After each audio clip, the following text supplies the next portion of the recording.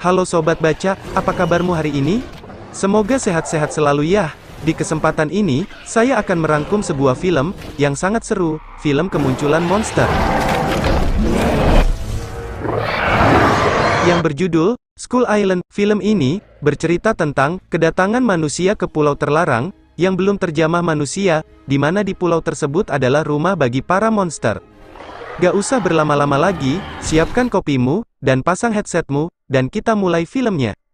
Di awal film, yang bersetting tahun 1944, kita melihat dua orang yang mendarat dengan parasut di sebuah pulau yang tidak dikenal di Pasifik Selatan. Mereka adalah tentara Amerika dan tentara Jepang yang saat itu masih berperang. Kemungkinan pesawat mereka saling kejar-kejaran hingga tersesat sampai di situ. Mereka berdua terlibat baku tembak dan bertarung satu sama lain. Mereka saling kejar-kejaran hingga membawa mereka ke tepi jurang yang terjal. Di sana, salah satu dari mereka mengeluarkan pedang. Mereka berdua terlibat pertarungan yang sengit. Di saat salah satu mereka terpojok, tiba-tiba muncul satu tangan raksasa di dekat mereka. Mereka pun kaget. Mereka berdua melihat makhluk seperti kera dengan ukuran yang luar biasa besar di dekat mereka. Lalu, scene berpindah di Washington DC, Amerika Serikat. Terlihat dua orang dengan membawa koper bertuliskan Monarch. Mereka adalah Bill Randa dan Brooks. Mereka memasuki gedung parlemen Amerika untuk menemui seseorang. Mereka berdua menemui Senator Willis. Saat menemui sang senator, terlihat sang senator sedang buru-buru, namun dia terpaksa menemui Bill Randa. Bill meminta bantuan dari negara untuk melakukan ekspedisi ke sebuah pulau yang belum ada dalam peta, yang terletak di Pasifik Selatan. Bill mendapatkan foto itu dari citra satelit Landsat milik Amerika. Bill Randa menyebutkan, pulau itu banyak diceritakan dalam legenda dengan nama Skull Island. Tempat di mana Tuhan belum menyelesaikan ciptaannya. Pulau itu terkenal karena banyak kapal dan pesawat yang hilang di sana. Senator Willis terlihat tidak senang dan menolak memberikan izin. Kemudian, Bill Randa menunjukkan sebuah foto bergambar kapal yang hancur terkoyak oleh sesuatu. Bill percaya, masih banyak di luar sana yang belum diketahui oleh umat manusia, dan di dalam pulau itu ada salah satu jawabannya. Sang senator masih belum tertarik, namun kemudian Brooks menjelaskan kalau besok malam satelit Novosat milik Rusia akan melewati pulau itu dan akan segera mendapatkan foto-foto pulau itu juga. Brooks meyakinkan bahwa jangan sampai Rusia lebih dahulu yang melakukan ekspedisi ke sana. Lalu, Senator Willis terlihat serius, dan karena alasan itulah, dia akhirnya memberikan izin dan pendanaan untuk ekspedisi ke Skull Island. Dan satu lagi, Bill Randa meminta pengawalan militer untuk ke sana. Kemudian, scene berpindah di pangkalan militer di Vietnam, dengan rutinitas para pasukan yang akan ditarik kembali ke Amerika, karena perang di Vietnam sudah usai. Di sini, terlihat Kolonel Packard, yang sedang gelisah, karena sebentar lagi, tugasnya di medan perang, akan berakhir. Dia melihat kumpulan medali perang, yang seakan tak berarti, setelah dia pensiun nanti. Kemudian, malam harinya, Packard mendapat panggilan telepon. Dia ditugaskan kembali, untuk terakhir kalinya, untuk menyurvei sebuah pulau, yang baru ditemukan, dan terlihat, dia sangat bersemangat. Kemudian, scene berpindah di tempat lain, di Saigon, Vietnam. Di sana terlihat Bill Randa dan Brooks, terlihat mencari seseorang, untuk ikut ekspedisi ke Skull Island.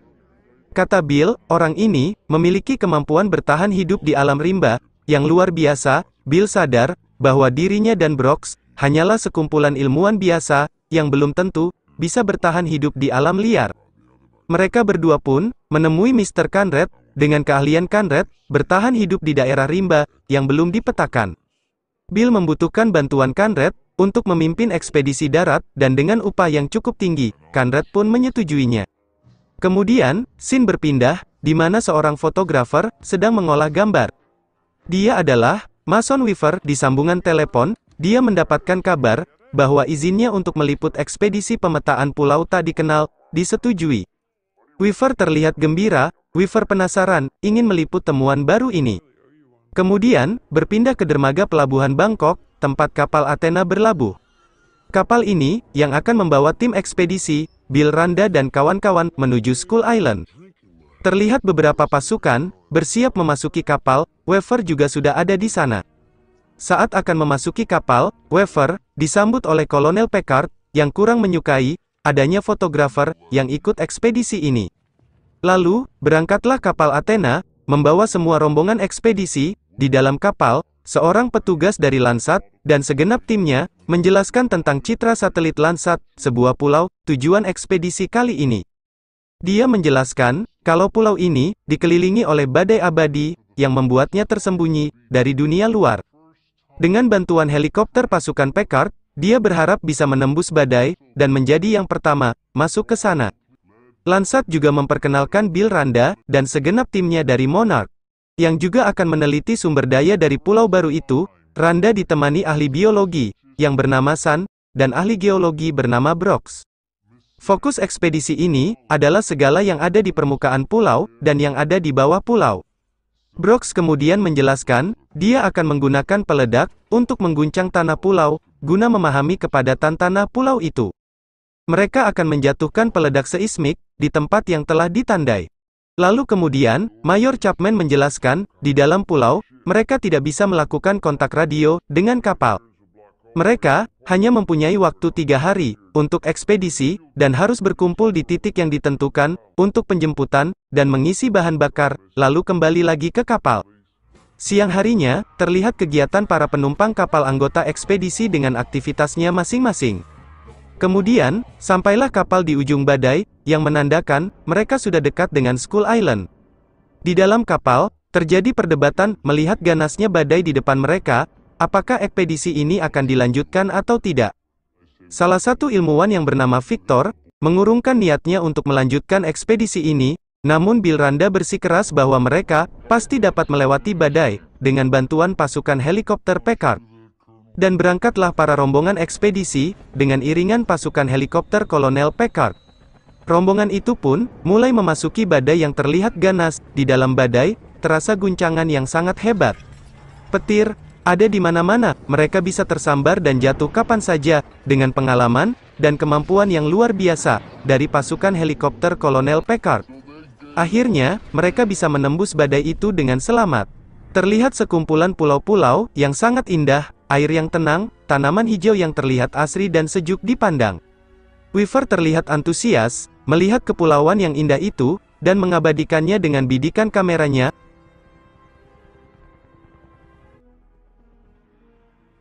Packard kemudian memerintahkan timnya untuk berpencar sesuai dengan arahan awal. Beberapa helikopter, yang membawa para ilmuwan, terlihat mendarat, dan yang lainnya berpencar, bersiap-siap menjatuhkan seismik, untuk mengukur kepadatan tanah pulau itu. Satu persatu bom seismik jatuhkan. Brooks dan San, terlihat takjub dengan hasil respon pengukuran seismik pulau yang luar biasa. Kemudian, semakin banyak lagi bom seismik dijatuhkan. Brooks menemukan fakta, bahwa di bawah pulau, memiliki rongga yang sangat besar.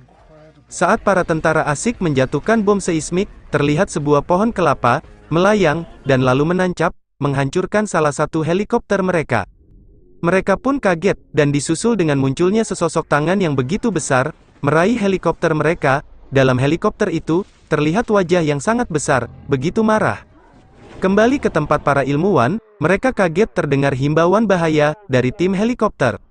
Para helikopter itu, menghadapi bahaya, yang tak pernah mereka duga sebelumnya. Mereka menghadapi monster raksasa, berbentuk gorila, dengan ukuran yang sangat besar. Monster itu mengamuk, menghancurkan rombongan helikopter itu satu persatu. Kepanikan pun terjadi, monster itu memburu, dan mengejar helikopter-helikopter, tanpa ampun. Satu persatu helikopter pun jatuh, tak terkecuali tempat para ilmuwan mendarat, pun turut menjadi sasaran amukan monster itu.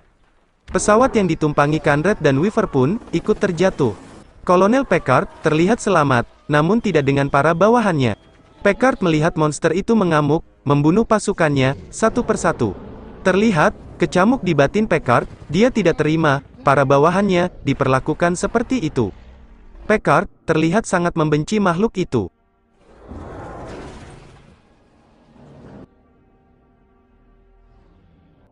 Kemudian, Conrad melihat makhluk itu sudah tenang, dan pergi menjauh. Conrad menyadari semua helikopter sudah jatuh, tidak ada yang tersisa. Posisi Conrad dan rombongan, terjatuh di sisi selatan pulau. Ia mengarahkan yang lainnya untuk menyusuri sungai agar bisa sampai di lokasi penjemputan dengan selamat nantinya. Di tempat lain, Packard berusaha menghubungi Chapman. Chapman menjawab kalau dia selamat dan terdampar di puncak tertinggi di sebelah barat pulau. Chapman berada di dekat helikopter yang membawa persenjataan berat. Packard berencana menjemput Chapman dan mengambil persenjataan berat yang berada di dekatnya. Packard lalu berhasil mengumpulkan beberapa pasukannya yang selamat. Dia mengajak mereka untuk menjemput Chapman. Packard kemudian menemui Bill Randa. Packard kemudian menodong Randa dengan pistol. Packard merasa sudah dibohongi oleh Randa. Dia menyadari bahwa ini bukanlah misi pemetaan biasa. Bill Randa kemudian mengatakan kalau misi ini adalah misi pembuktian bahwa para monster itu nyata dan ada di muka bumi. Dan Randa adalah salah satu orang yang selamat dari tragedi kapal yang diserang oleh monster. Saat itu, dia masih kecil, orang tua Randa tidak selamat dari serangan itu. Maka dari itu, dia mulai terobsesi untuk membuktikan kebenaran bahwa para monster itu nyata. Para spesies itu telah menguasai bumi jauh sebelum manusia ada. Randa mengatakan, organisasi Monarch tempat ia bekerja bertugas memburu makhluk-makhluk raksasa yang mengancam manusia di bumi. Packard terlihat marah dan meninggalkan Randa sendirian. Sementara itu, di tempat lain, saat rombongan Conrad berjalan melewati sebuah danau, langkah mereka terhenti karena sesuatu itu adalah seekor bison raksasa yang muncul dari danau. Mereka terlihat ketakutan. Namun Conrad memerintahkan untuk tenang, dan benar saja, makhluk itu tidak berniat menyerang rombongan Conrad dan malah berbalik meninggalkan rombongan Conrad. Berpindah ke rombongan Packard, mereka terlihat melewati hutan bambu, saat salah satu pasukannya melihat ke arah atas, kemudian, mulutnya, tertusuk sesuatu yang aneh. Setelah dilihat secara seksama, ternyata, itu adalah kaki dari laba-laba raksasa. Mereka pun panik, dan berusaha menyelamatkan diri. Mereka mencoba memotong kaki laba-laba itu, dan menembakinya. Mereka pun akhirnya, berhasil membunuh makhluk itu. Terlihat amarah di wajah Packard. Kembali ke tempat rombongan Conrad, kali ini, mereka menemukan sebuah situs aneh, terlihat seperti bekas kuil, atau pemukiman. Saat mereka sedang memeriksa sekitar, Weaver menyadari ada yang bergerak. Ternyata, itu adalah para penduduk lokal pulau itu. Penduduk lokal mengepung mereka, kemudian, muncul seorang dengan seragam militer, tahun 40-an berjenggot. Dan terlihat senang, dengan kedatangan rombongan Conrad. Dia adalah Letnan Hank Marlowe. BTW, dia ini salah satu orang yang terlihat di awal film tadi. Kini sudah 28 tahun berlalu dari peristiwa awal itu. Berpindah di lokasi Chapman berada, saat Chapman mencoba mengambil air minum di sungai, ia melihat monster gorila tadi datang ke arahnya. Chapman pun bersembunyi. Monster itu terlihat terluka dan kesakitan. Kemudian, monster itu mengambil air dengan tangannya untuk minum. Lalu monster itu menyadari sesuatu. Ia menarik sesuatu dari dalam sungai.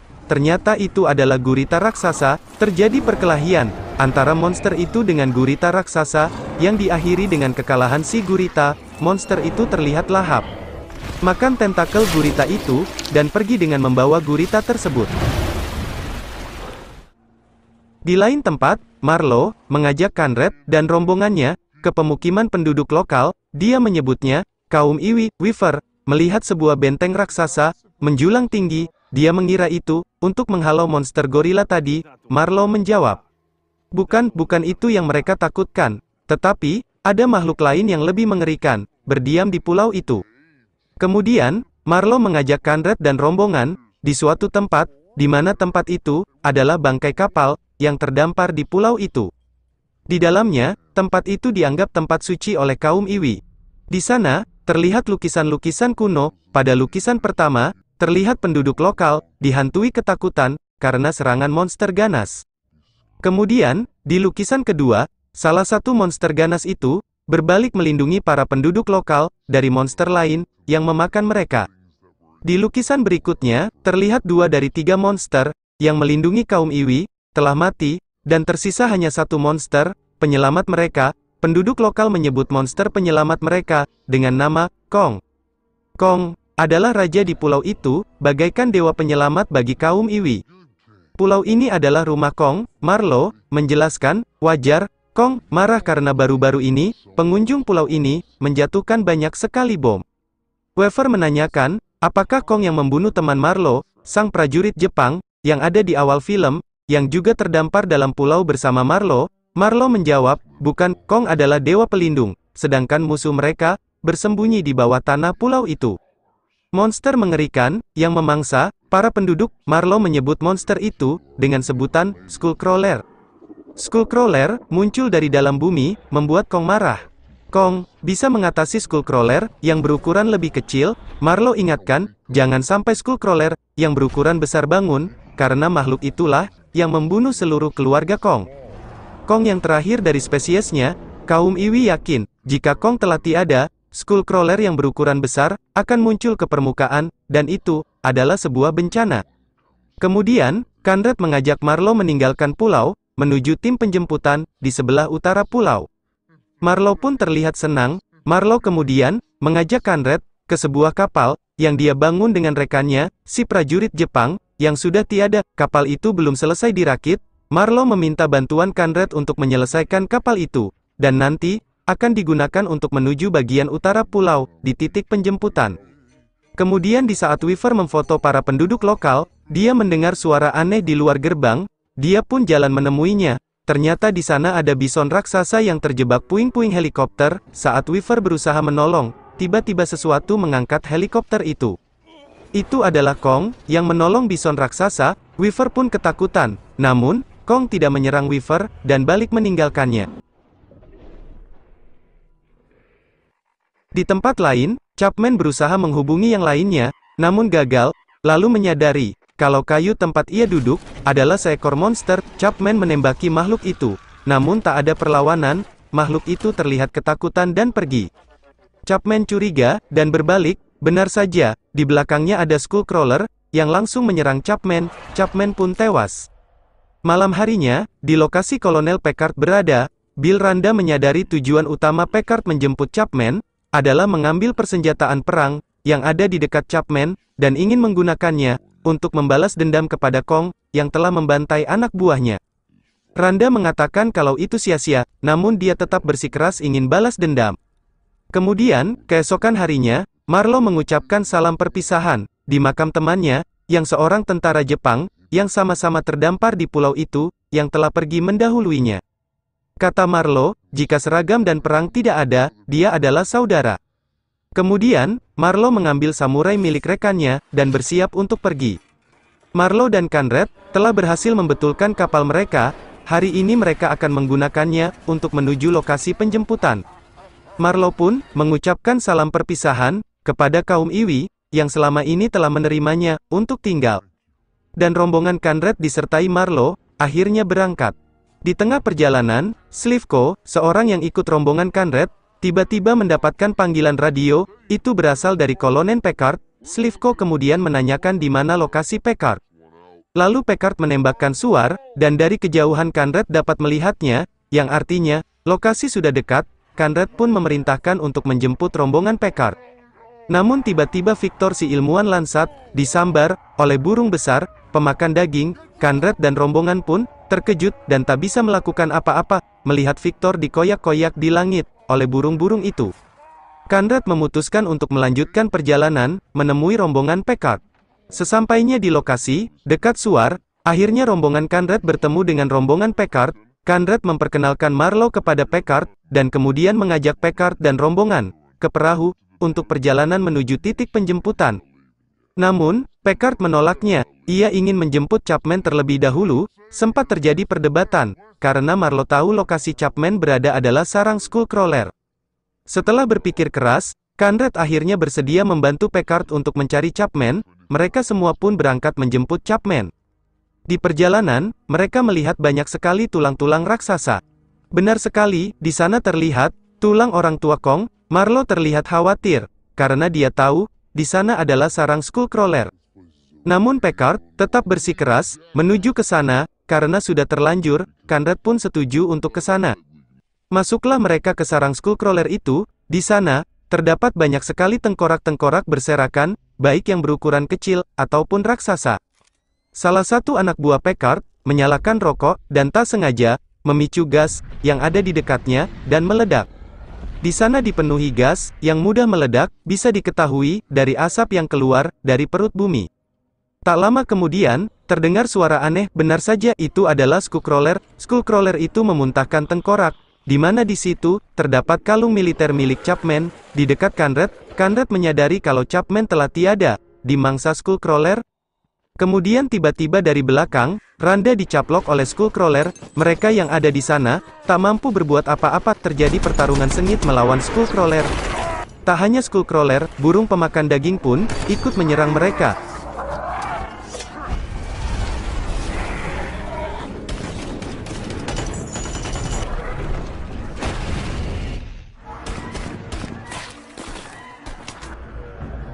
Kemudian, Weaver melemparkan korek api ke arah asap yang mudah meledak, dan akhirnya mereka dapat mengalahkan Skullcrawler.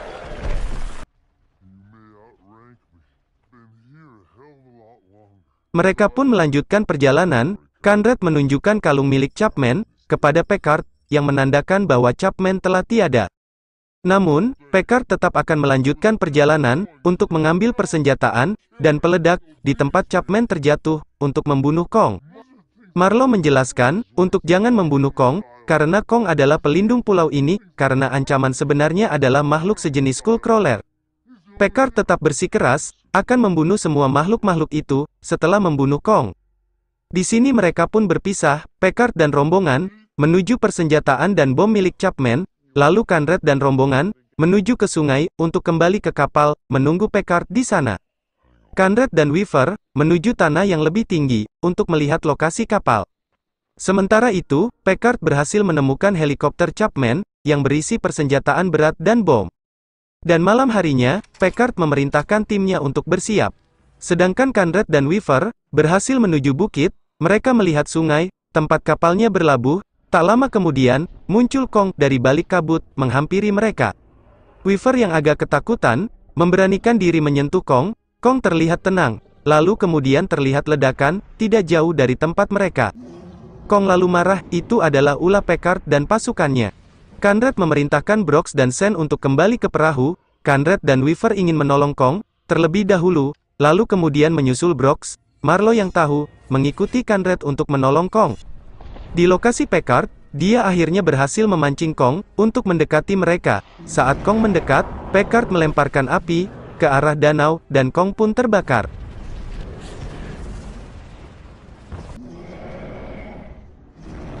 Terlihat tak berdaya, Kong pun ambruk. Saat Kong pingsan, Packard memasang peledak di sekitar Kong. Saat Packard akan meledakkan Kong, muncul Conrad dan mencegah Packard menekan detonator bom-bom itu. Terjadi ketegangan di antara mereka. Packard bersikeras ingin membunuh Kong, lalu Slivko yang sadar bahwa ini adalah salah, membela Conrad, dan menyuruh atasannya untuk menyerahkan detonator bomnya. Saat mereka bersih tegang, dari dalam danau, muncul gelombang aneh. Ternyata, itu adalah Skullcrawler, dengan ukuran sangat besar. Yang ditakutkan oleh Marlowe, akhirnya dia muncul. Semua orang pun lari ketakutan kecuali Packard. Kong lalu terbangun, dan menggedik Packard. Lalu terjadi pertarungan antara Kong yang lemas dengan Skullcrawler.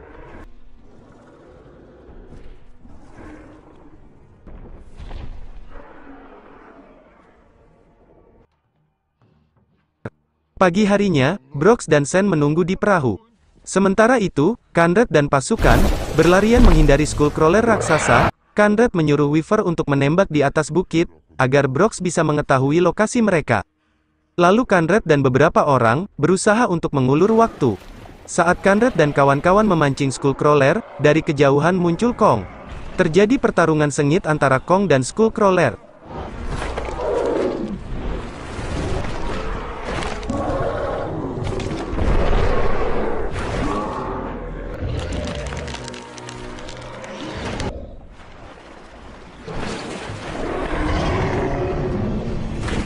Weaver yang berhasil ke atas bukit, akhirnya berhasil menembakkan Suar. Kong yang lemas, terlihat tersangkut dan terpojok.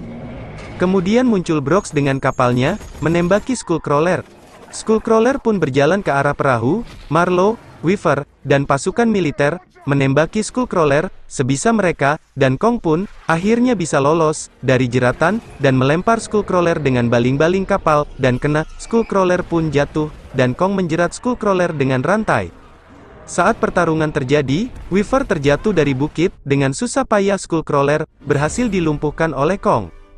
Lalu kemudian Kong menolong Weaver yang tenggelam. Ternyata, Skullcrawler masih hidup. Kong pun melawan Skullcrawler, dengan Weaver yang ada di tangannya. Beruntung, Kong berhasil membunuh Skullcrawler, dan menyelamatkan Weaver. Lalu, mereka pun melanjutkan perjalanan. Lalu, terlihat 3 helikopter menjemput mereka. Kong melihatnya dari kejauhan. Pada akhirnya, Marlow berhasil kembali bertemu dengan keluarganya, setelah berpuluh-puluh tahun berpisah. Di ending scene, terlihat Conrad dan Weaver duduk di sebuah ruangan, kemudian muncul Brooks dan Sen yang menjelaskan bahwa Skull Island hanya permulaan, masih ada banyak yang seperti itu di luar sana, dan Brooks menambahkan bahwa Kong bukanlah satu-satunya raja. Kemudian, dari layar proyektor terlihat berbagai bentuk monster raksasa, penguasa bumi, dan film pun berakhir. Terima kasih sudah menonton video ini.